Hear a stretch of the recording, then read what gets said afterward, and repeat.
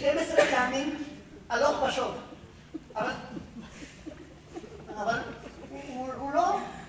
הוא לא אמר לי אם ללכת לאורך או... הגול! כמעט עשיתי זעזוע עמוק. בכלל לא מעניין אותך שאסור לדבר בקולי קולות ליד בן אדם חולה. רק רציתי להגיד. אומרים תדבר בלחץ. אומרים לך.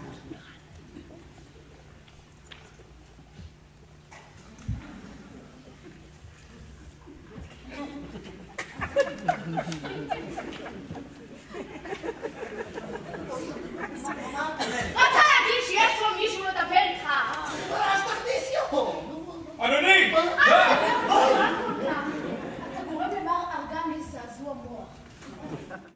אני רוצה לצעוק לשיר שיכור פה משמחה אך הדביר שלך אומר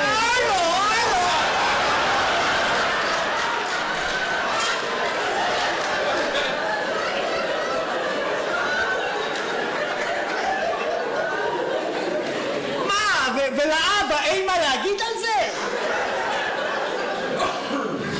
כלום. אידיוט? לשמוע את כל בלבולי המוח האלה ולשתוק? אך הדביר שלך לא! אנחנו גמרנו עם הקומדיה הלא חינוכית הזאת.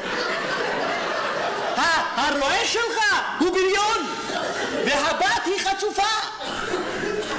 ככה לדבר ליד אבא שלה?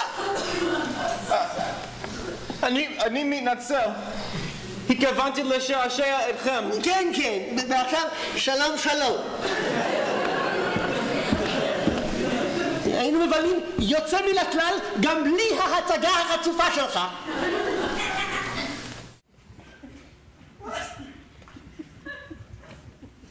אי אפשר לחיות בסבל הזה.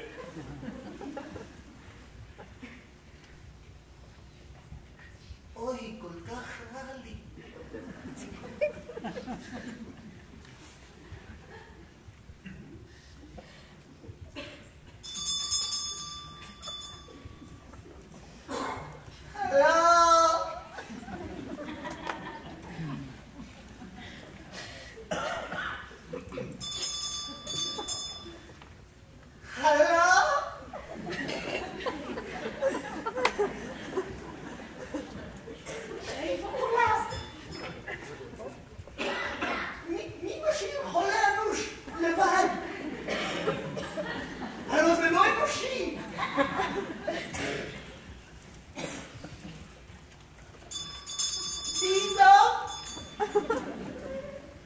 לאף אחד לא אכפת ממני.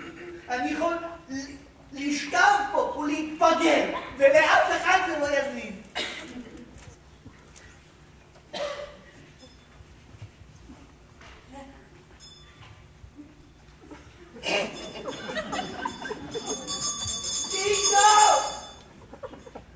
טיקטוק!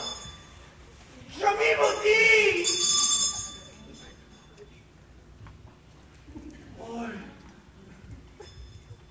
אוי, יש לי חולשה.